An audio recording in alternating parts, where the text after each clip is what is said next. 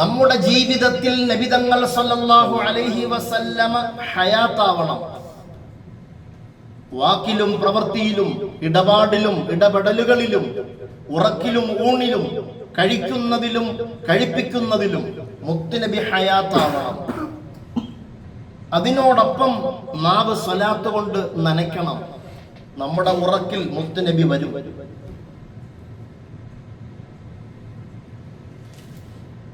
ഒരു സംഭവം പറഞ്ഞു തരാം. മഹാനായ അബുൽ ലൈസ് സമർഖന്ദി റഹിമഹുല്ലാഹ് സമർഖന്ദുകാരനാണ്.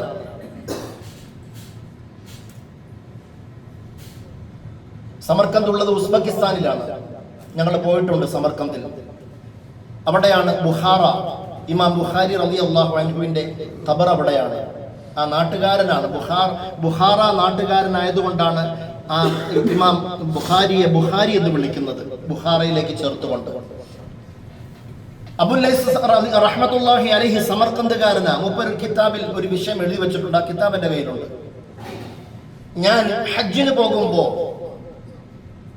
തവാഫ് ചെയ്യുമ്പോ എന്റെ തൊട്ടു മുമ്പിൽ ഒരു ചെറുപ്പക്കാരൻ, അവൻ കരഞ്ഞുകൊണ്ട് നടക്കുകയാണ്. അവൻ എന്താണ് ചൊല്ലുന്നതെന്നറിയാൻ ഞാൻ കൂടെ നിന്നു. അപ്പോൾ അവൻ മുത്ത് നബിയുടെ മേലെ സ്വലാത്ത് ചൊല്ലുകയാണ്. വേറൊരു ദിക്റും അവൻ ചൊല്ലുന്നില്ല, വേറൊരു തസ്ബീഹും അവൻ ചൊല്ലുന്നില്ല. അവനിങ്ങനെ നബിതങ്ങളുടെ മേൽ ഇങ്ങനെ ആ മാസ്മരികമായി ലയിച്ചു ചേർന്ന് സ്വലാത്ത് ഇങ്ങനെ ചൊല്ലി നിറകണ്ണുകളോടെ അവന്റെ കണ്ണിണ നിറഞ്ഞൊഴുകുന്നുണ്ട്. ഞാൻ അവനെ വല്ലാതെ ശ്രദ്ധിച്ചു. തവാഫ് കഴിഞ്ഞപ്പോ അവൻ എങ്ങോട്ട് പോകുന്നു നീങ്ങിയപ്പോ ഞാൻ ആ ചെറുപ്പക്കാരന്റെ കയ്യിൽ പോയി പിടിച്ചു. മോനെ, നീ ഏത് നാട്ടുകാരനാ? എനിക്ക് നിന്നെ അറിഞ്ഞുകൂടാ.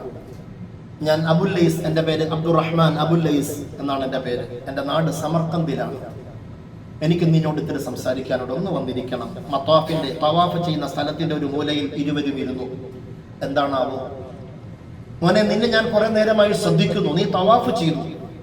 ആ തവാഫിൽ ഉടനീളം സുന്നത്തായ ഒരുപാട് ദിക്റും ദുആയും ഉണ്ടായിരിക്കെ നീ ഇങ്ങനെ സ്വലാത്ത് ചൊല്ലി അതിൽ ലയിച്ചു ചേർന്ന് നടക്കുന്നു. നീ മറ്റൊരു പടപ്പിനെയും ശ്രദ്ധിക്കുന്നില്ല. നിന്റെ കണ്ണ് നിറഞ്ഞൊഴുകുന്നു. അതുകൊണ്ട് ഞാൻ നിന്നെ വല്ലാതെ ശ്രദ്ധിച്ചു. അതുകൊണ്ട് ഈ സ്വലാത്ത് ഇങ്ങനെ മാസ്മരികമായി ചൊല്ലി ലയിച്ചു ചേരാൻ, അങ്ങനെ തവാഫ് ചെയ്യാൻ നിന്നെ പ്രേരിപ്പിച്ചത് എന്തോ ഉണ്ടെന്ന് ഞാൻ മനസ്സിലാക്കി. അതെന്താണെന്ന് അറിയാൻ വേണ്ടിയാ ഞാൻ നിന്നോട് സംസാരിക്കുന്നത്. ആ ചെറുപ്പക്കാരൻ പറഞ്ഞു, നിങ്ങൾ സമർഖന്ദുകാരനാണെന്നിരിക്കെ എന്നെ അറിയില്ല, അതുകൊണ്ട് ഞാൻ നിങ്ങൾക്ക് പറഞ്ഞു തരാം. നാളുകൾക്ക് മുമ്പ്, അഥവാ ഏതാനും ദിവസങ്ങൾക്ക് മുമ്പ് ഹജ്ജിന് വന്നത് ഞാനും എൻ്റെ വാപ്പയും എൻ്റെ നാട്ടുകാർ വലിയൊരു സംഘമായിരുന്നു. ഒട്ടക കാഫില മരുഭൂമി താണ്ടി ഞങ്ങൾ എത്തി. ഹറമിന്റെ അതിർത്തി കടക്കുന്നതിന് മുമ്പ് എൻ്റെ വാപ്പയ്ക്ക് വല്ലാത്ത പനി വന്നു. എൻ്റെ വാപ്പയെ ഉമ്മയുടെ നിർബന്ധപ്രകാരം ഹജ്ജിന് വിട്ടതാണ്. വാപ്പ ഫർളായ നിസ്കാരം കൃത്യമായി നിസ്കരിക്കും. എങ്കിലും വേറെ സുന്നത്തുകളോ കാര്യങ്ങളോ ഒന്നുമില്ല. ജീവിതത്തിൽ ചില ദുശ്ശീലങ്ങളൊക്കെ ഉണ്ടായിരുന്നു. ആ സ്വഭാവം ഒന്ന് മാറട്ടെ. ഇങ്ങനെ ഫർള് കൃത്യമായിട്ട് നിസ്കരിക്കുന്നുണ്ടല്ലോ, മറ്റ് ദുശ്ശീലങ്ങളൊക്കെ മാറട്ടെ. ഉപ്പാനെ കൊണ്ട് ഹജ്ജിന് പോ മോനെ എന്ന് പറഞ്ഞിട്ട് ഉമ്മയാണ് പൈസ തന്നത്. അങ്ങനെ ഞാനും ഉപ്പയും ഒരൊട്ടകപ്പുറത്ത്, ഞങ്ങൾ വലിയൊരു സംഘം ആ കാഫില, ഒട്ടക കാഫില. ഹറമിന്റെ അതിർത്തി എത്തുന്നതിന് തൊട്ട് മുമ്പ് ഉപ്പായ്ക്ക് വല്ലാത്ത പനിയായി. ഒരു നിമിഷം അങ്ങോട്ട് യാത്ര ചെയ്യാൻ പറ്റാത്ത അവസ്ഥയായി. ഹറമിന്റെ അതിർത്തി പോലും കടക്കാൻ ഭാഗ്യം കിട്ടിയില്ലല്ലോ. ഞങ്ങൾ ഇഹ്റാമിലായിരുന്നു. അപ്പൊ ഞങ്ങൾ ബാക്കിയുള്ള സംഘത്തോട് പറഞ്ഞു, ഉപ്പായ്ക്ക് വേണ്ടി നിങ്ങൾ സമയം കളയണ്ട, നിങ്ങൾ ഹറമിലേക്ക് പൊയ്ക്കോളുക. ഇത്ര അടുത്ത് വരെ എത്തിയല്ലോ, ഉപ്പാന്റെ പനി കുറഞ്ഞതിന് ശേഷം ഞങ്ങൾ വരാം. അങ്ങനെ ഞങ്ങൾ അവിടെ ടെന്റ് അടിച്ചു. അങ്ങനെ ഒട്ടക കാഫിലയുടെ യാത്ര അങ്ങനെയാണ്. ഈ ക്ഷീണം വരുമ്പോൾ ടെന്റ് അടിക്കും. ചിലപ്പോൾ കുറച്ചു പേര് നടക്കും, ചിലപ്പോൾ എല്ലാവരും ടെന്റ് അടിക്കും. അങ്ങനെ ബാക്കി എല്ലാവരും പോയി. അന്നേ ദിവസം വൈകുന്നേരം എൻ്റെ ഉപ്പാനെ ഞാനിങ്ങനെ കിടത്തിയിരിക്കുകയാണ്, വിരിപ്പ് വിരിച്ചിട്ട്. ഉപ്പ ഒരു വാക്ക് സംസാരിക്കുന്നില്ല, എന്തെങ്കിലും കൊടുത്താൽ കുടിക്കുന്നില്ല. കണ്ണ് തന്നെ ഇങ്ങനെ നിർബന്ധിച്ച് തുറപ്പിക്കുമ്പോൾ തുറക്കും, തുറിച്ചു നോക്കുന്നു, മരണത്തോടടുത്തതുപോലെ. പക്ഷെ എനിക്ക് മറ്റൊരു അനുഭവം കൂടി ഉണ്ടായി. എൻ്റെ ഉപ്പായുടെ ശരീരം ഇങ്ങനെ കറുത്ത് കരിവാടിച്ചു വരുന്നു, വല്ലാതെ കറുത്തിരിക്കുന്നു. എൻ്റെ ഉപ്പാന്റെ ചുണ്ട് ഞാൻ നോക്കി, ചുണ്ട് മാറ്റി, ചുണ്ട് കറുത്തു. കണ്ണിന്റെ ഉൾഭാഗവും പല്ലുമല്ലാത്ത ബാക്കി കറുത്തു കറുത്തു കരുവാടിച്ചു. എന്ന് പറഞ്ഞാൽ തീ കനലിലിട്ട് വേവിച്ചതുപോലെ വല്ലാത്ത അവസ്ഥ, കരിഞ്ഞതുപോലെ. ഞാൻ അങ്ങ് പൊട്ടിക്കരയാൻ തുടങ്ങി. ഞാൻ ഒരുപാട് കരഞ്ഞു ദുആ ചെയ്തു. ആ മണ്ണിൽ ഹറമിന്റെ അതിർത്തിക്ക് തൊട്ട് മുമ്പിൽ 3 ദിവസക്കാലം ഞങ്ങൾ കഴിഞ്ഞു. അങ്ങനെ ഞാൻ പടച്ചവനോട് ദുആ ചെയ്തു, പടച്ചവനെ, എന്റെ ഉപ്പ 5 നേരം കൃത്യമായി നിസ്കരിക്കുന്ന ആളാ. ഉപ്പാന്റെ ദുശ്ശീലങ്ങളൊക്കെ മാറ്റി ഒന്ന് റെഡിയാക്കാൻ വേണ്ടിയാണ് ഹജ്ജിന് കൊണ്ടുവന്നത്. എന്റെ ഉപ്പാക്ക് ഹജ്ജ് ചെയ്യാൻ ഹറമിന്റെ അതിർത്തി കടക്കാൻ നീ അനുവാദം കൊടുക്കുന്നില്ലേ പടച്ചവനെ? പൊട്ടിക്കരഞ്ഞു. 3-ാം ദിവസം വൈകുന്നേരം എത്തിയപ്പോ എന്റെ ഉപ്പാന്റെ ചലനമൊക്കെ അവസാനിച്ചു. ശ്വാസനിശ്വാസം മാത്രം, ശ്വാസം എടുക്കുന്നുണ്ടെന്ന് മാത്രം അറിയുകയുള്ളൂ. സുബ്ഹാനല്ലാഹ്, വല്ലാത്ത ഭയപ്പാടായി. ഞാൻ ഒറ്റയ്ക്കല്ലേ ഉള്ളൂ. മഗ്രിബിനോട് അടുത്ത സമയം ഞാൻ മഗ്രിബ് നിസ്കരിച്ചു. എന്നിട്ട് ഉപ്പാക്ക് വേണ്ടി കരഞ്ഞു ദുആ ചെയ്തു. അങ്ങനെ നോക്കുമ്പോൾ അങ്ങ് ദൂരെ നിന്ന് ഒരു വെളിച്ചം ഇങ്ങനെ വരുന്നു. അപ്പോൾ ഞങ്ങളുടെ ഈ ടെന്റിന്റെ ഉള്ളിലും വെളിച്ചമുണ്ട്.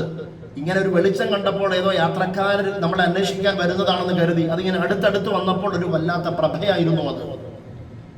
ഒരു വല്ലാത്ത വെളിച്ചം, ഒരു പ്രഭ.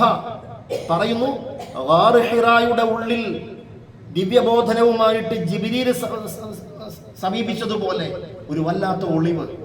അടുത്തു വന്നപ്പോൾ അത് മറ്റാരുമല്ല, ഒരു സുന്ദരനായ, ഒരു സുമുഖനായ, ജീവിതത്തിൽ ഒരിക്കലും ഞാൻ കണ്ടിട്ടില്ലാത്ത പ്രഭ പരത്തുന്ന, ഒളിവ് പരത്തുന്ന ഒരു മനുഷ്യൻ. ഞാനിങ്ങനെ തുറച്ചു നോക്കിപ്പോയി, ആരാണിത്? എന്റെ വന്നു, ടെന്റിന്റെ തുണി പൊക്കി ഉപ്പാന്റെ അടുത്തേക്ക് ചെന്നു. ഉപ്പാന്റെ മുഖത്തിൽ നിന്ന് ആ മറച്ചിട്ടിരിക്കുന്ന ആ തുണി അങ്ങോട്ട് മാറ്റിയിട്ട് ആ തല മുതൽ ഇങ്ങനെ തടകി ആ മനുഷ്യൻ. ആ തടവി നെഞ്ചോളം എത്തി. എന്നെ അത്ഭുതപ്പെടുത്തി. ആ മനുഷ്യൻ തടവിയ ഭാഗമൊക്കെ, ആ കറുത്ത് കരിവാളിച്ച ഭാഗം പ്രകാശിച്ചു വരുന്നു, വല്ലാത്തൊരു പ്രകാശം. എന്നിട്ട് ആ ചെവിയിലെന്നോ മന്ത്രിക്കുന്നു. ആ മന്ത്രിച്ചത് എന്താണെന്ന് ഞാൻ കേട്ടില്ല. അപ്പോൾ എന്റെ ഉപ്പ അബോധാവസ്ഥയിൽ കിടക്കുന്നത് പോലെ കിടന്ന എന്റെ ഉപ്പ ഒരു വിരലിങ്ങനെ ഉയർത്തിക്കൊണ്ട് ലാ ഇലാഹ ഇല്ലല്ലാഹ് അത് 3 തവണ ആവർത്തിക്കുകയും ആ ചൂണ്ടുവിരൽ നിവർന്നിരുന്നു കൊണ്ട് തന്നെ എന്റെ ഉപ്പ ലോകത്തോട് യാത്ര പറയുകയും ചെയ്തു. വന്ന ആ ഒളിവ് പരത്തുന്ന മനുഷ്യൻ ആ തുണി അതേപോലെ മൂടിയിട്ടിട്ട് ഒന്നും മുണ്ടാതെ പുറത്തേക്ക് ഇറങ്ങി. ഞാൻ ആ പിന്നാലെ ഓടാൻ ശ്രമിക്കുന്നു. ഞാൻ ചോദിച്ചു, മൻ അന്തല്ലദീ മന്നല്ലാഹു ബിക നൂറ, ഇത്രത്തോളം പ്രഭ പരത്തുന്ന നിങ്ങൾ ആരാണെന്നൊന്ന് പരിചയപ്പെടുത്തിപ്പെട്ടു. തിരിഞ്ഞു നോക്കി പുഞ്ചിരിച്ചിട്ട് പറഞ്ഞ വാക്ക്, അന മുഹമ്മദ് ബിൻ അബ്ദില്ലാഹ്, ഞാൻ അബ്ദുല്ലായുടെ മകൻ മുഹമ്മദാണ്. നബിയുനാ വ സയ്യിദുനാ മുഹമ്മദ് മുസ്തഫ. എന്റെ വാപ്പ, അപ്പോഴാണ് ഞാൻ ഓർത്തെടുക്കുന്നത്, എന്റെ ഉപ്പ 5 നേരം നിസ്കാരത്തോടൊപ്പം ഉണ്ടായിരുന്നത്. സമയം കിട്ടുമ്പോഴൊക്കെ എന്റെ ഉപ്പ സ്വലാത്ത് ചൊല്ലുമായിരുന്നു. മുത്തുനബിയുടെ മേൽ ചൊല്ലിയ സ്വലാത്തിന്റെ മാധുര്യം നാവിൽ നനച്ചുകൊണ്ട് സാദാ നടക്കുമായിരുന്നു. എങ്കിലും കൂട്ടുകൂട്ടത്തിലോ അല്ലെങ്കിൽ സാഹചര്യം കൊണ്ടോ ഉണ്ടായിരുന്ന ദുശ്ശീലം മാറ്റാൻ വേണ്ടി കൊണ്ടുവന്ന എന്റെ ആ ലക്ഷ്യം പൂർത്തിയാവാതെ, ഹജ്ജ് ചെയ്യാതെ എന്റെ ഉപ്പ ലോകത്തോട് യാത്ര പറയുമ്പോഴും ചൂണ്ടുവിരൽ ഉയർത്തിക്കൊണ്ട് ലാ ഇലാഹ ഇല്ലല്ലാഹ് എന്ന കലിമ പറഞ്ഞു മരിക്കുവാനും ആ കലിമ ചൊല്ലിക്കൊടുക്കുവാൻ സ്വലാത്തിന്റെ ബന്ധത്തിൽ മുത്തുനബി വരികയും ചെയ്തു എന്നുള്ളത് എന്റെ ദൃക്സാക്ഷിയാണ്. ആ ഒളിവ് ഞാൻ കണ്ടതാണ്. അന മുഹമ്മദ് ബിൻ അബ്ദില്ലാഹ് സാഹിബുൽ കൗസർ സാഹിബുൻ നൂർ, പ്രഭയുടെ ഉടമയാണ്, കൗസറിന്റെ ഉടമയാണെന്ന് പരിചയപ്പെടുത്തി പുഞ്ചിരിച്ചുകൊണ്ട് ആ പ്രഭ അങ്ങ് പോകുമ്പോ ആ അന്തരീക്ഷത്തിൽ എന്തോ ഒരു സുഗന്ധമായിരുന്നുവെന്നോ. ആ ചെറുപ്പക്കാരൻ ഇരുന്ന് കരഞ്ഞു. അബുൽ യസൂസ് സമർഖന്ദി റഹിമഹുല്ലാഹ് എഴുതി വെച്ചിരിക്കുകയാണ്, എന്റെ കണ്ണിങ്ങനെ നിറഞ്ഞ കണ്ണുനീർ എന്റെ ദാടിയുടെ അറ്റത്തിലൂടെ ഇട്ടിട്ട് വീണു. മുഹമ്മദ് ബിൻ അബ്ദില്ലാഹ് സ്വല്ലല്ലാഹു അലൈഹി വസല്ലം. സ്വലാത്തിന്റെ പോരിശ പറയുന്ന കൂട്ടത്തിൽ മൂപ്പര് എഴുതി വെച്ചിരിക്കുന്ന കിതാബ് എന്റെ വാപ്പയുടെ കിതാബായിരുന്നു. ഇന്ന് ലോകത്ത് അത് പ്രിന്റില്ല. എന്റെ വാപ്പായിൽ നിന്ന് എനിക്ക് അനന്തരാവകാശ സ്വത്തിൽ ചില കിതാബ് പ്രധാനപ്പെട്ട കിതാബുകളാണ്. പേപ്പർ ഇങ്ങനെ തുറന്നാൽ പോലും അതിന്റെ പേപ്പർ ഒടിഞ്ഞു പോകും. അത്രത്തോളം കാലപ്പഴക്കമുള്ള പുരാതന ഗ്രന്ഥമാണത്. അല്ലാഹു കബൂൽ ചെയ്യുമാറാവട്ടെ. സ്വലാത്ത് ചൊല്ലുമ്പോഴുണ്ടാകുന്ന ബന്ധത്തിൽ ആ ഒളിവ് വന്ന് കലിമ പറയുമെങ്കിൽ നമ്മൾ ജീവിതത്തിൽ എത്ര സ്വലാത്ത് ചൊല്ലാറുണ്ട്? എന്റെ പ്രിയപ്പെട്ടവരെ, ഇനി പറയട്ടെ, എന്റെ ചോദ്യം എന്താ? നിങ്ങൾക്ക് എന്നോട് ബന്ധമുണ്ടായി 15 ദിവസത്തെ യാത്രാ ബന്ധമെങ്കിൽ മരണം വരെ ഫത്തഹുദ്ദീൻ എന്ന് കേട്ടാൽ നിങ്ങൾ ഉടനെ ചോദിക്കും, ആലുവയിൽ ഉംറയ്ക്ക് കൊണ്ടുപോകുന്ന ഫത്തഹുദ്ദീൻ ഉസ്താദാണോ എന്ന്. ഇവിടെ ഇരിക്കുന്ന 30 വയസ്സുകാരി ഒരു 80 വയസ്സാകുമ്പോഴും അന്നിങ്ങനെ ഏതെങ്കിലും ഒരു ഫത്തഹുദ്ദീൻ എന്നൊരു ശബ്ദം കേൾക്കുമ്പോഴോ അല്ലെങ്കിൽ ഏതെങ്കിലും ഒരു ചാനലിൽ ഫത്തഹുദ്ദീൻ എന്നൊരു വാക്ക് കേൾക്കുമ്പോഴോ എഴുത്ത് കാണുമ്പോഴോ ആ ഉംറയ്ക്ക് കൊണ്ടുപോകുന്ന ഉസ്താദാണോ എന്ന് ചോദിക്കില്ലേ? തീർച്ചയായിട്ടും ചോദിക്കുമെങ്കിൽ അത് 15 ദിവസത്തെ ബന്ധമാണെങ്കിൽ നമുക്ക് നബിതങ്ങളുമായിട്ട് വേണ്ടവണ്ണ ബന്ധമില്ലാത്തതിന്റെ പേരിൽ നമുക്ക് എങ്ങനെ ശഫാഅത്ത് കിട്ടും? നമുക്കങ്ങനെ ആ ഒളിവ് വന്നിട്ട് സ്വലാത്ത് ചൊല്ലിത്തരും. എങ്ങനെ ദീൻ കെലിമ പറഞ്ഞ് മരിക്കാൻ പറ്റും? അപ്പൊ ഒരു ചോദ്യം, നബിതങ്ങൾക്ക് ഇത്രത്തോളം പ്രത്യേകതയൊക്കെ ഉണ്ടോന്നാണ്. നബിതങ്ങളെ കുറിച്ച് ഖുൽ ഇന്നമാ അന ബശറും മിസ്ലുക്കും, ഞാൻ നിങ്ങളെ പോലെയുള്ള ഒരു മനുഷ്യനാണെന്ന് ഖുർആൻ പറയുന്നുണ്ടല്ലോ. ഏതാ സൂറത്തുൽ കഹ്ഫ്. ഖുൽ ഇന്നമാ അന ബശറും മിസ്ലുക്കും, ഞാൻ നിങ്ങളെ പോലെയുള്ള ഒരു മനുഷ്യൻ തന്നെയാണെന്ന് പറയുന്നുണ്ടല്ലോ. അത് പറയുന്നുണ്ട്. ശേഷം കൂടി പറ, യൂഹാ ഇലയ്യ, എന്നിലേക്ക് ജിബ്രീൽ വരുന്നു, വഹി ഇറക്കുന്നു. അതാണ് എൻ്റെ പ്രത്യേകത. എൻ്റെ റബ്ബ് എന്നെ പരിഗണിക്കേണ്ടതിനപ്പുറത്തേക്ക് പരിഗണിച്ചിട്ടുണ്ട്. അതാണ് എൻ്റെ പ്രത്യേകത. യൂഹാ ഇലയ്യ. ഞാൻ ചോദിക്കട്ടെ, മുത്തുനബി ഒരു സാധാരണക്കാരനാണെന്ന് പറയുന്നുണ്ടാകാം, പറയുന്നത് കേട്ടിട്ടുണ്ടാകാം. അത്തരക്കാരോടാണ് എനിക്ക് ചോദിക്കാനുള്ളത്. സാധാരണക്കാരന്റെ അടുക്കലേക്ക് ജിബ്രീൽ വരുമോ? സാധാരണക്കാരൻ അങ്ങനെ ഒരു ദിവ്യബോധനം നൽകപ്പെടുമോ? സാധാരണക്കാരനാണെങ്കിൽ ആകാശത്തിലേക്ക് പടച്ചവൻ ഉയർത്തിക്കൊണ്ടു പോകുമോ? ഒരിക്കലുമില്ല. അപ്പൊ യൂഹാ ഇലയ്യ, എന്നിലേക്ക് വഹി അവതരിപ്പിക്കുന്നുണ്ട് എന്നുള്ളതിന്റെ പ്രത്യേകതയാണെന്ന് 18-ാമത്തെ അധ്യായം സൂറത്തുൽ കഹ്ഫിന്റെ അവസാന ആയത്തുകളിൽ പറയപ്പെടുന്നുണ്ടെങ്കിൽ നബിതങ്ങളെ പരിഗണിക്കണം, പരിഗണിക്കേണ്ടതുപോലെ പരിഗണിക്കണം. ഇല്ലെങ്കിൽ നമുക്ക് കിട്ടൂല. നബിതങ്ങളില്ലാതെ നമുക്ക് ഒന്നും നേടാൻ പറ്റൂല. അള്ളാഹു എങ്ങനെ നബിതങ്ങളെ പരിഗണിച്ചിട്ടുണ്ടെന്ന് ഞാൻ പറഞ്ഞു തരട്ടെ. സമയമുണ്ടോ?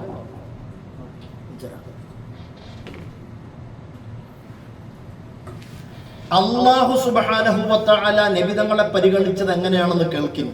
ആദം നബി മുതൽ ഈസാ നബി വരെയുള്ള ഒരൊറ്റ പ്രവാചകന്മാരെയും പരിഗണിക്കാത്തതുപോലെ അവരെക്കാളേറെ പരിഗണിച്ചു, കൂടെ നിർത്തി, പല അനുഗ്രഹങ്ങളും കൊടുത്തു, പലതും വാഗ്ദാനം ചെയ്തു, പല ഉന്നതമായ പദവിയിലേക്കും എത്തിച്ചു. നബി മുഹമ്മദ് മുസ്തഫ സല്ലല്ലാഹു അലൈഹി വസല്ലമയെ മാത്രം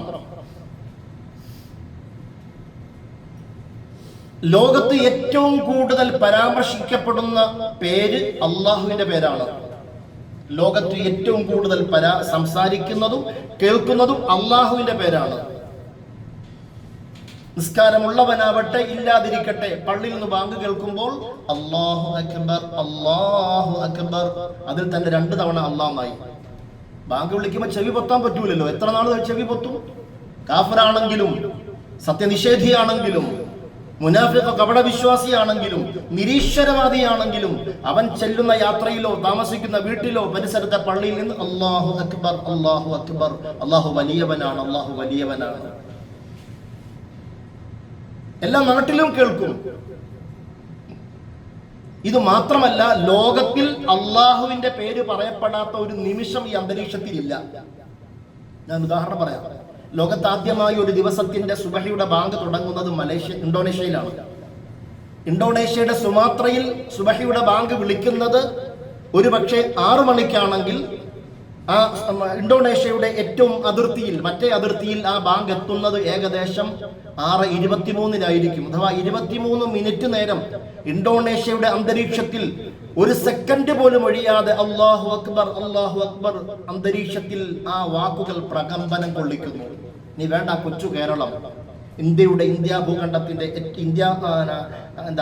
രേഖയുടെ ഏറ്റവും താഴെ ഒരു പാവയ്ക്ക നെടുകെ കീറി ചെരിച്ചു വെച്ചതുപോലെ കേരളം.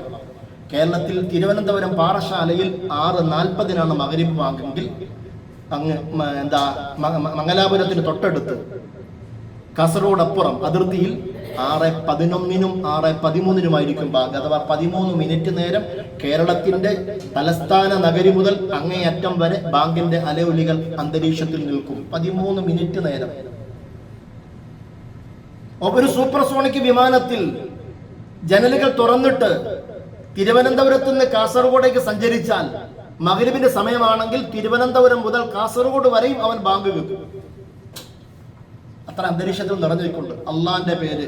എങ്കിൽ അതേ ബാങ്കിൽ തന്നെ അഷ്ഹദു അല്ലാ ഇലാഹ ഇല്ലല്ലാഹ് പറഞ്ഞിട്ട് അഷ്ഹദു അന്ന മുഹമ്മദർ റസൂലുള്ളാഹ്, നബി മുഹമ്മദ് മുസ്തഫ സല്ലല്ലാഹു അലൈഹി വസല്ലമയുടെ പേരും അത് അള്ളാഹുവിന്റെ റസൂലാണെന്നും മൈക്കിലൂടെ പറയുന്നു. നമ്മൾ അത് ഏറ്റു പറയുന്നു.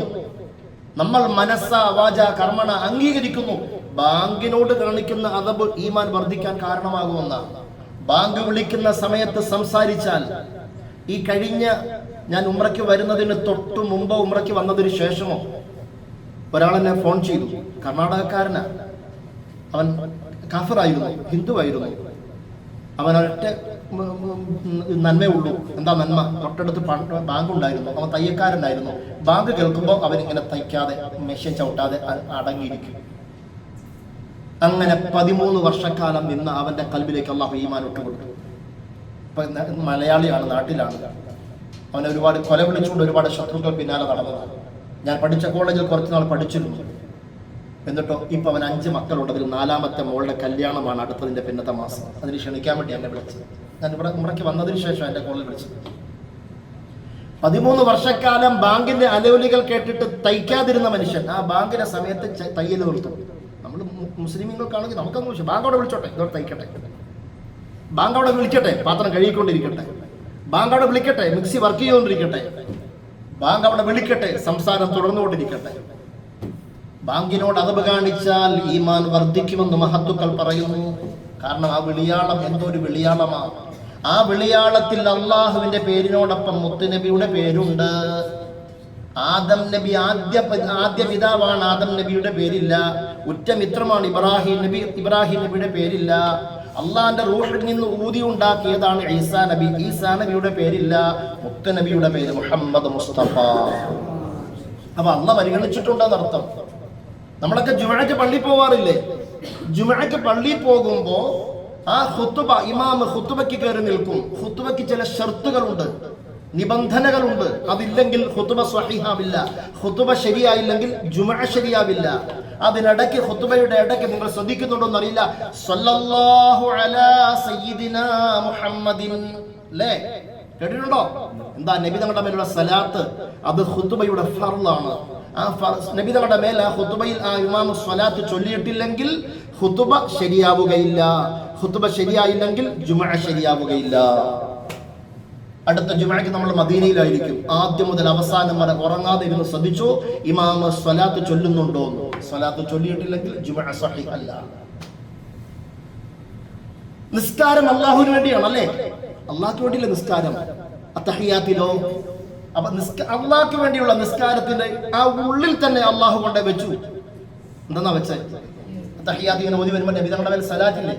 നോദിക്ക്. എന്താ ഇങ്ങോട്ട് അംഗനവാടി വിടണം തോന്നുന്നു. അസ്സലാമു അലൈക അയ്യുഹൻ നബിയ്യു വറഹ്മത്തുള്ളാഹി വബറകാതുഹു. അസ്സലാമു അലൈനാ വഅലാ ഇബാദില്ലാഹിസ് സ്വാലിഹീൻ. അല്ലാഹുവിന് വേണ്ടി നിസ്കരിക്കുന്ന നിസ്കാരത്തിൽ അസ്സലാമു അലൈക അങ്ങനെ തന്നെയല്ലേ? വ്യത്യാസമുണ്ടോ? ഞങ്ങൾ അങ്ങനെ പറഞ്ഞാൽ പോരാ, പറയേണ്ടതുപോലെ പറയണം. ഇനി അസ്സലാമു അലൈക, ഓ നബിയെ നിങ്ങൾക്ക് അല്ലാഹുവിന്റെ രക്ഷയുണ്ടാവട്ടെ. അയ്യുഹൻ നബിയു, അയ്യുഹൻ നബിയു എന്ന ഒരു വാക്കിന്റെ അറബി വ്യാകരണം കൺമുമ്പിലുള്ളവരോട് പറയുകയോ അല്ലെങ്കിൽ തന്റെ ശബ്ദം കേൾക്കുന്നവരോട് പറയുകയോ ചെയ്യുന്ന ഒരു വാക്കാണ് അയ്യുഹൻ നബിയു. അപ്പൊ ഈ പറയുമ്പോൾ അസ്സലാമു അലൈക അയ്യുഹൻ നബിയു പറയുമ്പോൾ അത്തഹിയാത്തിൽ ഇരിക്കുന്ന അടിമയുടെ മുമ്പിൽ മുത്ത് നബി വരണം. നബിതങ്ങളെ നിസ്കാരത്തിൽ പോലും അള്ളാഹു നബിതങ്ങളെ പരിഗണിച്ചു. ഇനി പോവട്ടെ, ഒരാൾ മുസ്ലിം ആകുന്നു, അഷ്ഹദു അല്ലാ ഇലാഹ, പൊന്നാനി പോയി കലിമയൊക്കെ പറഞ്ഞു കൊടുത്തു എന്ന് കേട്ടിട്ടുണ്ടല്ലോ.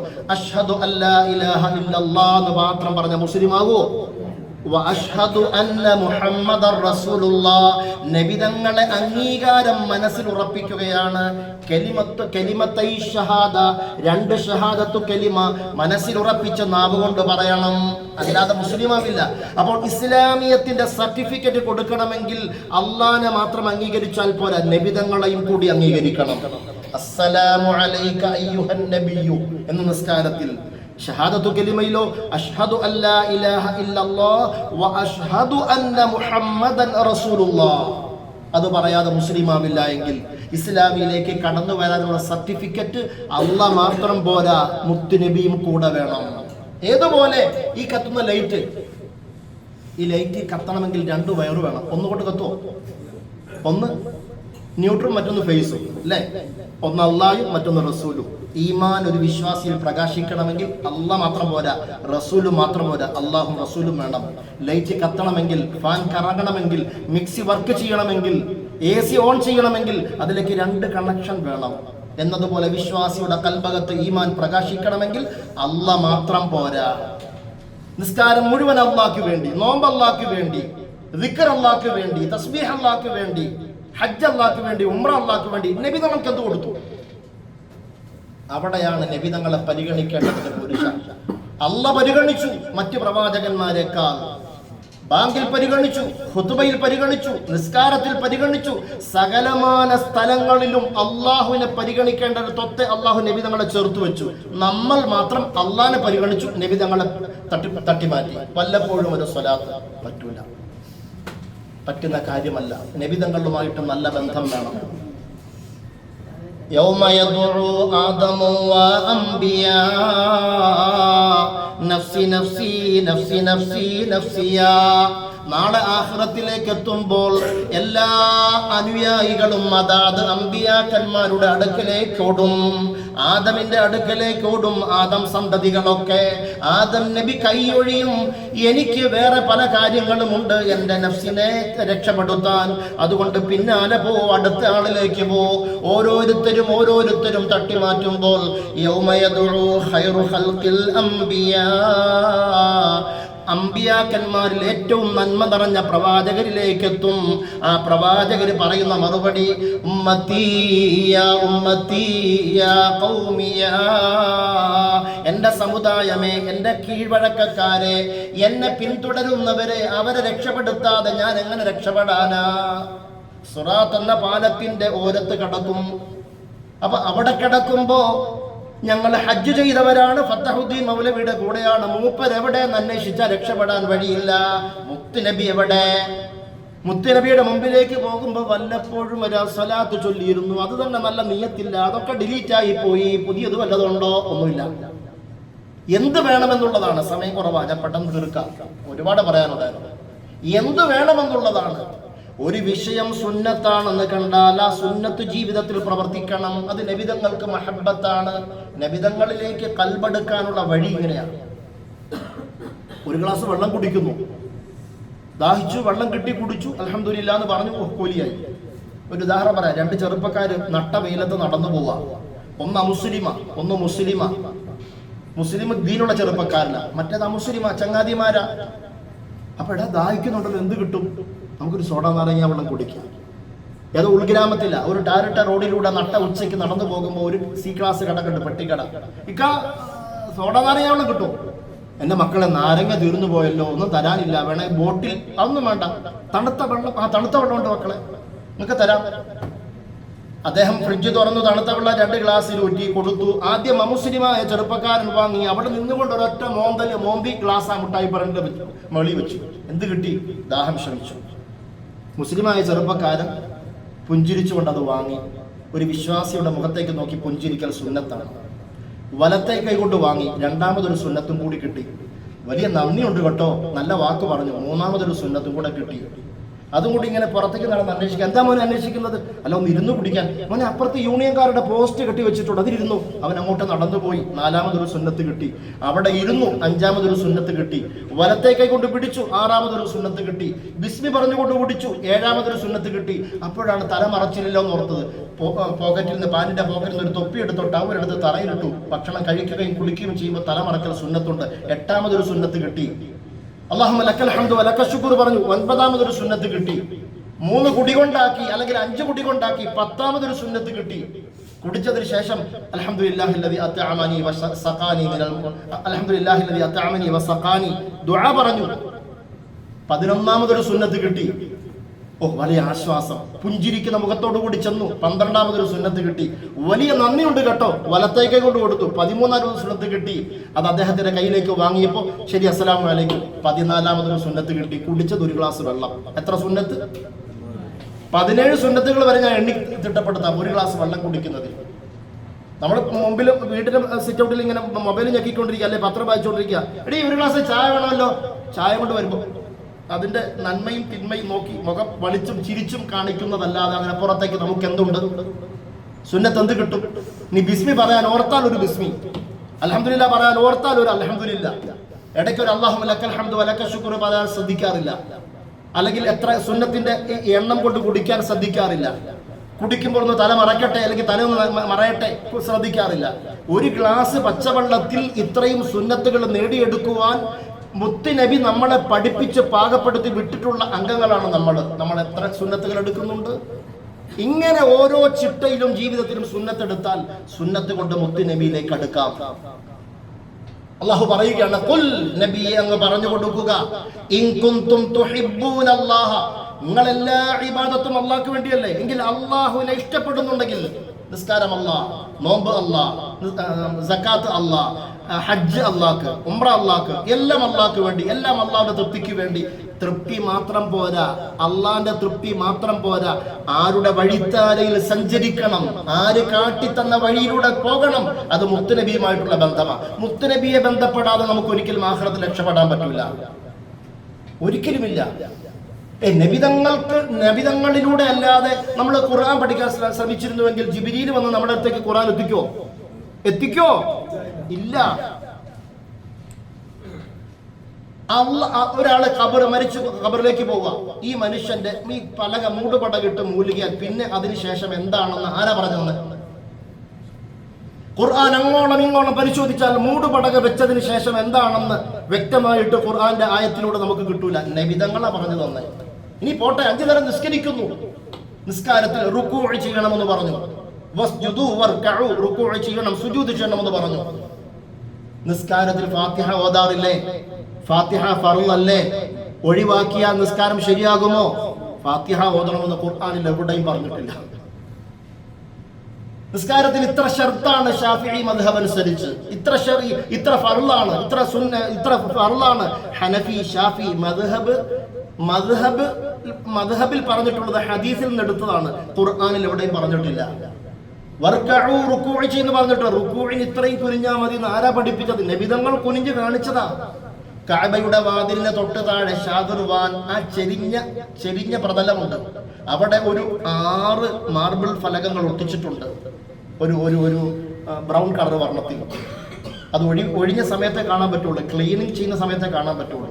മുസല്ല ജിബ്രീൽ എന്ന് പറയും. ജിബ്രീൽ അലൈഹിസ്സലാത്തു വസ്സലാം റജബ് 27 രാത്രി കഴിഞ്ഞ് മടങ്ങി വന്നപ്പോൾ അള്ളാഹു കൊടുത്ത നിസ്കാരം എങ്ങനെ നിസ്കരിക്കണമെന്ന് ജിബ്രീൽ കാണിച്ചു കൊടുത്തു. നബിതങ്ങൾ നിസ്കരിച്ചു, നബിതങ്ങൾ കാണിച്ചു കൊടുത്തു, സ്വഹാബത്തുകൾ നിസ്കരിച്ചു, സ്വഹാബത്തുകൾ കാണിച്ചു കൊടുത്തു, താബിഈങ്ങൾ നിസ്കരിച്ചു.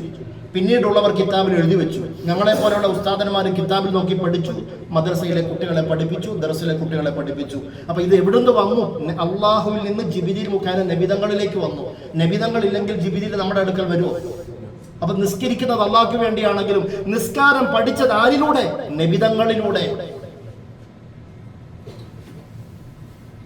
നബിതങ്ങളുടെ ജീവിതത്തിന്റെ സായം സന്ധിയിൽ 22 വർഷവും 2 മാസവും 22 ദിവസവും കൊണ്ടാണ് ഖുർആൻ അവതരണം പൂർത്തിയാക്കിയത്.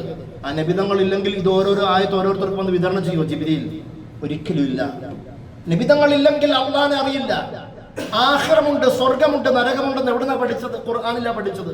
ആ ഖുർആൻ ആരിലേക്കാ വന്നത്? നബിതങ്ങളിലേക്ക്.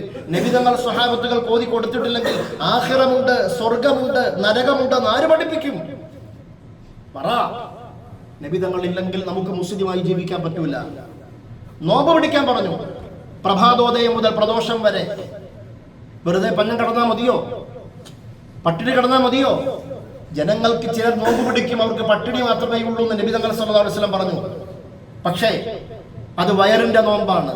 കണ്ണിനും കാതിനും കൽബിനും അവയവങ്ങൾക്കും നോമ്പുണ്ടെന്ന് നബിതങ്ങൾ പഠിപ്പിച്ചു. ആ നോമ്പ് പിടിക്കേണ്ടതുപോലെ പിടിച്ചാൽ ലഅല്ലക്കും തത്തഖൂൻ. നോമ്പിന്റെ ആയത്ത് 2-ാമത്തെ അധ്യായം സൂറത്തുൽ ബഖറയുടെ 183-ാമത്തെ ആയത്തിന്റെ അവസാനം പറയുന്നത് ലഅല്ലക്കും തത്തഖൂൻ, നിങ്ങൾ മുത്തഖീങ്ങളാവാൻ വേണ്ടി.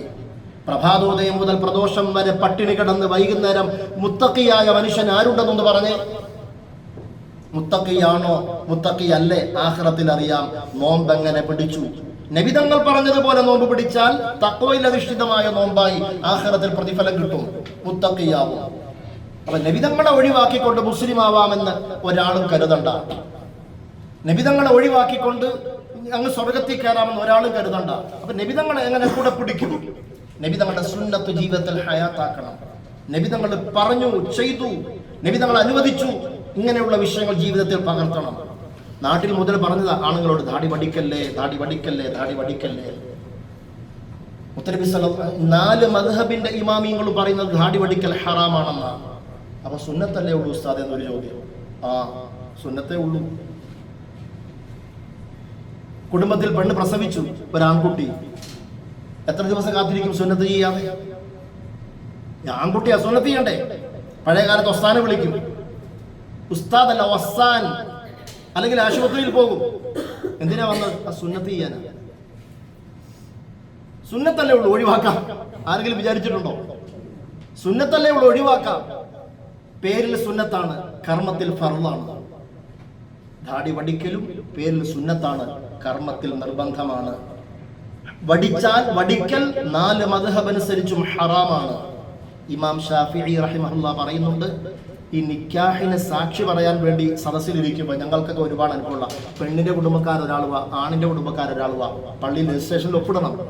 ഇമാം ഷാഫിഈ റഹ്മത്തുള്ളാഹി അലൈഹി പറയുന്നു, ദാടി വടിച്ചവൻ ഒപ്പിട്ടാൽ ആ സാക്ഷിത്വം സ്വീകരിക്കപ്പെടാവുന്നതല്ല. ദാടി വടിച്ചവൻ പടച്ചവനോട് ദുആ ചെയ്താൽ മലക്കുകൾ തട്ടിമാറ്റും. 1-ാം ആകാശത്തിന് മുകളിലേക്ക് ഒരിക്കലും ഈ ദുആ പോവില്ല. ദുആയുടെ പ്രത്യേകത എന്താ? അൽഹംദ് കൊണ്ട് തുടങ്ങണം ദുആ. നബി തങ്ങളുടെ മേൽ സ്വലാത്ത് ചൊല്ലണം. അപ്പൊ മറുപടി തരുന്ന അള്ളാഹുവിന് ഒരു സ്തുതി, മുത്തുനബിയുടെ ഒരു ബറക്കത്ത്, സാന്നിധ്യം. അല്ലാഹുമ്മ സ്വല്ലി അലാ സയ്യിദിനാ മുഹമ്മദ്. ആ സ്വല്ലി അലാ സയ്യിദിനാ മുഹമ്മദിൽ പറയാതെ ദുആ സ്വീകരിക്കില്ല. ജന്മം നൽകിയ മാതാപിതാക്കൾക്ക് വേണ്ടി ദുആ ചെയ്യാതെ ദുആ സ്വീകരിക്കില്ല. ദാടി വടിച്ചവൻ ഇതൊക്കെ ചൊല്ലിയാലും 1-ാം ആകാശത്തിന്റെ മുകളിലേക്ക് അവന്റെ ദുആ എത്തൂല. നബിയുനാ വസയ്യിദുനാ മുഹമ്മദ് മുസ്തഫ. എന്താ കാരണം? അത് മുത്തു നബിയുടെ സുന്നത്തിൽ കത്തിവെച്ചവനാണ്, അള്ളാഹുവിന്റെ റസൂലിനെ വേദനിപ്പിച്ചവനാണ്. അത് അള്ളാഹു പൊരുത്തപ്പെടില്ല. ഇന്ത്യക്ക് സ്വാതന്ത്ര്യം കൊടുക്കാൻ വേണ്ടി പരിശ്രമിച്ച മഹാനായ അല്ലമ മുഹമ്മദ് അലി റഹിമഹുല്ലാഹ് ഹജ്ജിന് വന്നു. 40 ദിവസം കഴിഞ്ഞ് മദീനത്തേക്ക് എല്ലാവരും പോയപ്പോൾ മൂപ്പര് പോയില്ല. ഇവിടെ വരുമ്പോഴാ താടിയുടെ പ്രത്യേകത അറിഞ്ഞത്. 6 മാസക്കാലം മക്കത്ത് താമസിച്ചു. ധാടി വളർന്നു നീണ്ടു. ആ ധാടിയുമായിട്ട് മദീനത്തേക്ക് പോയി. അസ്സലാത്തു വസ്സലാമു അലൈക യാ റസൂലല്ലാഹ്. ആ സലാത്തിന്റെ ഒരു മാധുര്യമുണ്ട്. ഇത് നിങ്ങളോടുള്ള മഹബത്തിന്റെ പേരിൽ വെച്ച ധാടിയാണ് നബിയെ. ഇനി മരണം വരെ ഇത് വടിക്കില്ല. ഇതേവരെ കറകറാന്ന് വടിച്ചവരും നീയത്തെടുത്തിട്ട് മദീനത്തേക്ക് പോകണം. നാളെ ആഖിറത്തിൽ ചെല്ലുമ്പോൾ നബിതങ്ങളുമായിട്ട് ബന്ധം വേണമെങ്കിൽ സിറാത്ത് എന്ന പാലത്തിന്റെ ഓരത്തിൽ മുത്തുനബി കിടക്കുമ്പോ, മുത്തുനബി സുജൂദിൽ കിടക്കുമ്പോ, നമ്മുടെ നടന്നു പോകുമ്പോൾ ഞങ്ങൾ ഫത്തഹുദ്ദീൻ ഉസ്താദിന്റെ കൂടെ ഉംറയ്ക്ക് പോയതാണ്, അതുകൊണ്ട് ഉംറ കബൂലാക്കി സ്വീകരിക്കൂ, ഞങ്ങളെ സ്വർഗത്തിലേക്ക് ഇവിടെ ഒന്നും നടക്കൂല. നബിതങ്ങളെ കാണാതെ സിറാത്ത് എന്ന പാലം വിട്ട് കിടക്കാൻ പറ്റൂല. അപ്പൊ ഒന്ന് തല ഉയർത്തി നോക്കുമ്പോ മുഖത്ത് ജീവിതകാലത്ത് എന്തുണ്ടോ അത് ആഖിറത്തിൽ ഉണ്ടാകും. ധാടി ഉണ്ടാവണം. ഇങ്ങനെ വെട്ടി ചുരുക്കിയാൽ പോരാ, അതങ്ങ് വളർത്തണം. ഒരു കൈപിടി ഇങ്ങനെ നിർത്തിയിട്ട് ഇതിനപ്പുറത്തേക്ക് വെട്ടാൻ അനുവാദമുള്ളൂ. അല്ലെങ്കിൽ ഇങ്ങനെ നബിതങ്ങളെ കുറിച്ച് ശമാലു തിർമിദിയിൽ കിതാബ് പറയുന്നുണ്ട്.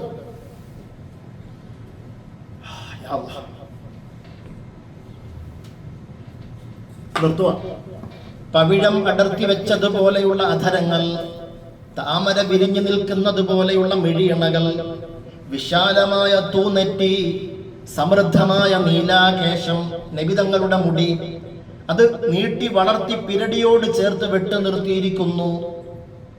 കൃത്യമായിട്ട് മുടിയെ പരിചരിക്കുന്നു മുഹമ്മദ് മുസ്തഫ സല്ലല്ലാഹു അലൈഹി വസല്ലം. മുഖം നിറഞ്ഞു നിൽക്കുന്ന ധാടിരോമങ്ങൾ നെഞ്ചിൽ ഒരാഭരണം അണിയിച്ചതുപോലെ, മുഖം നിറഞ്ഞു നിൽക്കുന്ന ധാടിരോമങ്ങൾ നെഞ്ചിൽ ഒരാഭരണം അണിയിച്ചതുപോലെ.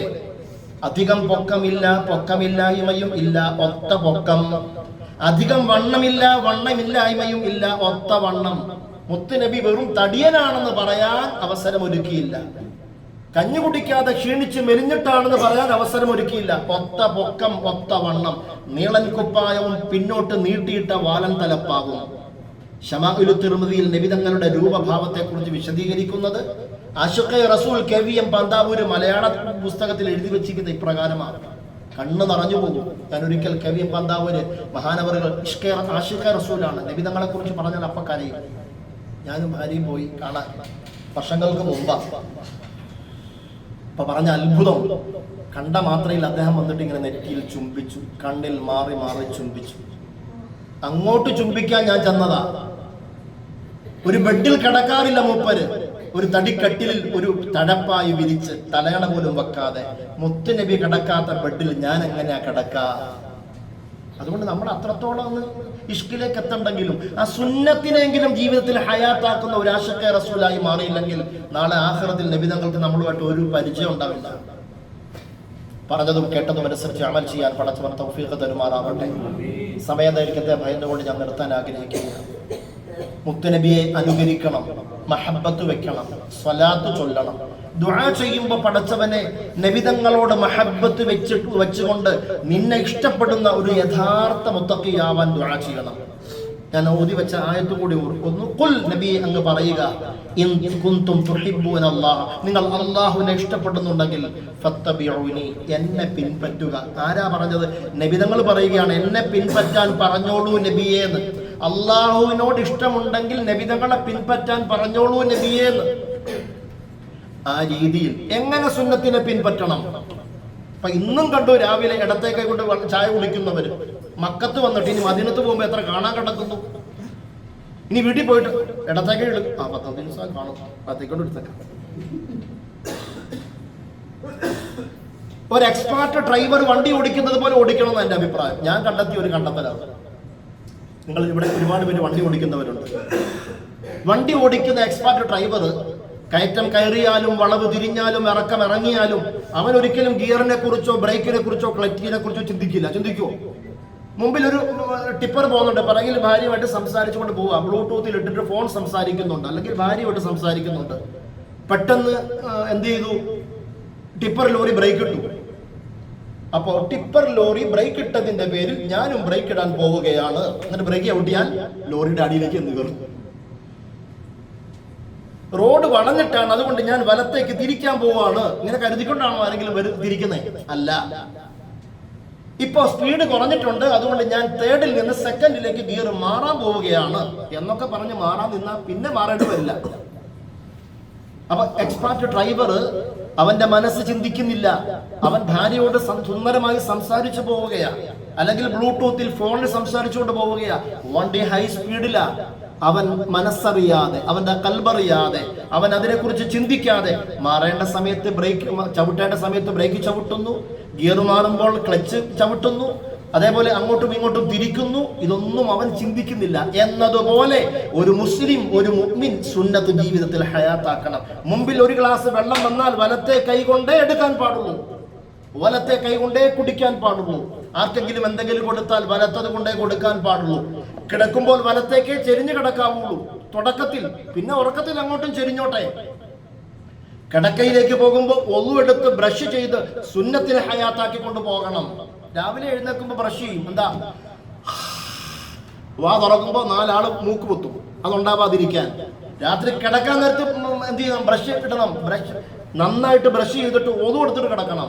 ഒളുവോടുകൂടി കിടക്കയിലേക്ക് എത്തിയ ഒരു വിശ്വാസിയായ മനുഷ്യന്റെ തലയ്ക്കും ഭാഗത്ത് 2 മലക്കുകൾ വരുമെന്ന് നബി മുഹമ്മദ് മുസ്തഫ.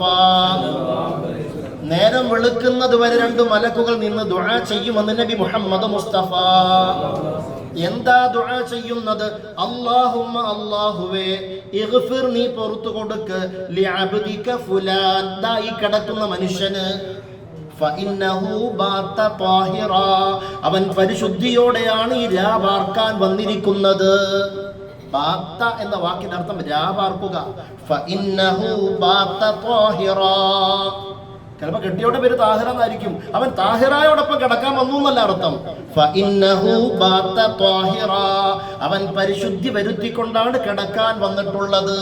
അപ്പൊ സംശയം, കെട്ടിയോട് അടുത്തുണ്ടെങ്കിൽ തൊട്ടാ ഒന്നും മുറിയില്ലേ ഉസ്താദേ? കിടക്കയിലേക്ക് നീ പോയി കിടക്കുമ്പോ കിബിലക്ക് തിരിഞ്ഞുകൊണ്ട് മുഖം വെച്ചുകൊണ്ട് കിടക്കുക, ഒന്നുകൂടി ബ്രഷ് ചെയ്ത് കിടക്കുക, ഇതേ പറഞ്ഞിട്ടുള്ളൂ. പിന്നെ തിരിയുമ്പോഴോ മറിയുമ്പോഴോ എന്തുണ്ടായി എന്ന് അള്ളാഹ് പറയണ്ട, നബി പറയണ്ട. അതവർക്ക് കുടുംബജീവിതത്തിൽ ഉണ്ടാവേണ്ടതൊക്കെ ഉണ്ടാവേണ്ട സമയത്ത് ഉണ്ടാകും. അതും സുന്നത്താണ്. എത്ര പേര് ഇന്നലെ ബ്രഷ് ചെയ്തിട്ട് കിടന്നു? ചിന്തിക്കേ. എത്ര പേര് ഇന്നലെ ഒന്നും എടുത്തിട്ട് കിടന്നു? ഇന്നു മുതൽ നബി തങ്ങൾ സല്ലല്ലാഹു അലൈഹി വസല്ലമയുടെ മദീനത്തേക്ക് എത്തിയാലും അവിടെ പ്രതിജ്ഞ എടുക്കണം, മരണം വരെ താടി പഠിക്കൂല, മരണം വരെ ഒളു ഇല്ലാതെ കിടക്കൂല, മരണം വരെ ബ്രഷ് ചെയ്യാതെ കിടക്കൂല. മിനിമം സുന്നത്ത് കൊണ്ടെന്ന് ബന്ധപ്പെട്ട് പിന്നെ അങ്ങോട്ട് വന്നോളൂ. ജീവിതത്തിൽ വരും. അതെന്റെ മൂർധന്യ ദിശയിലേക്ക് എത്തുമ്പോൾ ഉറക്കിൽ ഇങ്ങനെ കിടക്കുമ്പോൾ മുത്ത് നബി വരും നമ്മുടെ കൺമുമ്പിൽ. وآخر دعوتي أن الحمد لله رب العالمين. السلام عليكم ورحمة الله وبركاته. الحمد لله الذي أنعم علينا بالإيمان وهدانا إلى